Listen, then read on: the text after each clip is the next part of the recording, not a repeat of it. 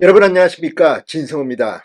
이재명 더불어민주당 대표는 11월 2개의 1심 판결을 앞두고 있습니다. 선거법 재판, 위증교사 재판, 이 두 개 중 하나만 유죄가 남아도 이재명 대표의 대권 가도는 차질을 빚게 됩니다. 자, 이런 가운데 정작 이재명 대표가 가장 겁먹는 재판은 뭘까요?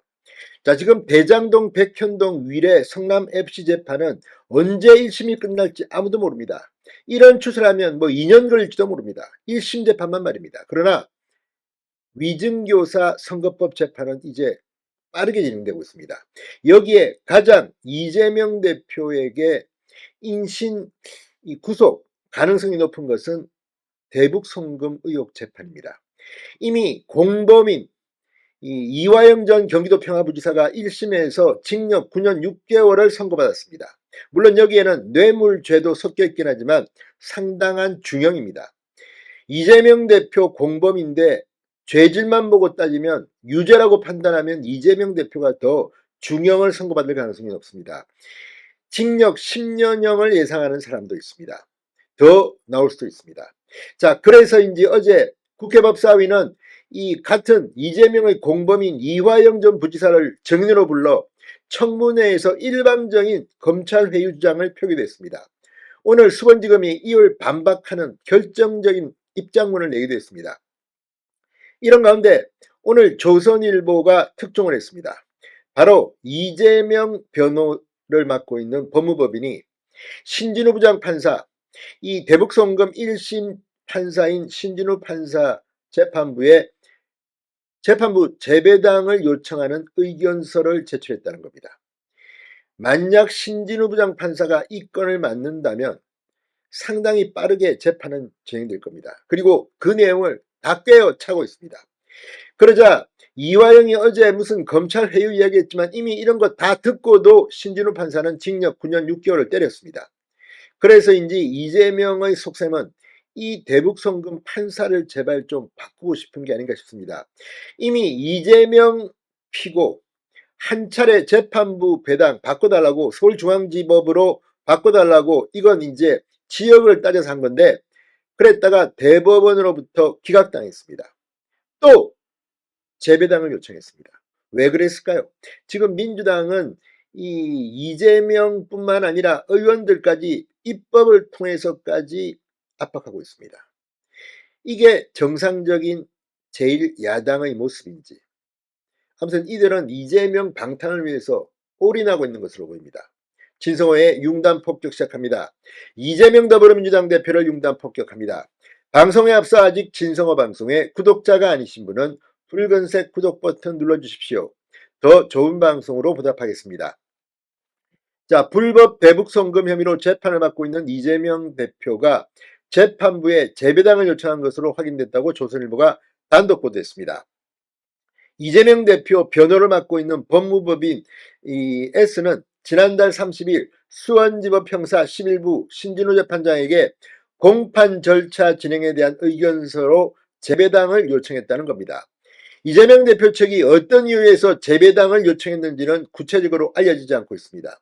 그러나 이재명 대표 측이 의견서를 낸 지난달 30일 민주당이 발의한 법안의 내용을 고려하면 공범인 이화영 전 부지사에 대해 1심에서 징역 9년 6개월을 선고한 신진우 부장판사를 피해 재배당을 요청한 것으로 풀이됩니다. 이 전 부시자는 지난 6월 불법 대북송금 및 쌍방울 뇌물수수 혐의로 1심에서 9년 6개월 징역형을 선고받고 2심 재판 중입니다. 대북송금과 관련한 추가 혐의로 이재명 대표와 공범으로 이미 기소된 상태입니다. 자, 민주당 이건태 의원이 대표 발의한 형사소송법 개정안은 공범에 대해 유죄를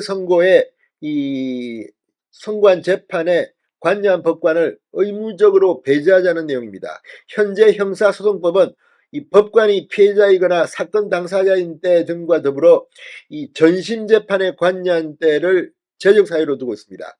1심 판사가 2심 재판을 하는 경우 등에 자기가 내린 판단의 영향을 받아 공정한 재판을 할 수 없기 때문에 재판에서 배제하도록 한 겁니다.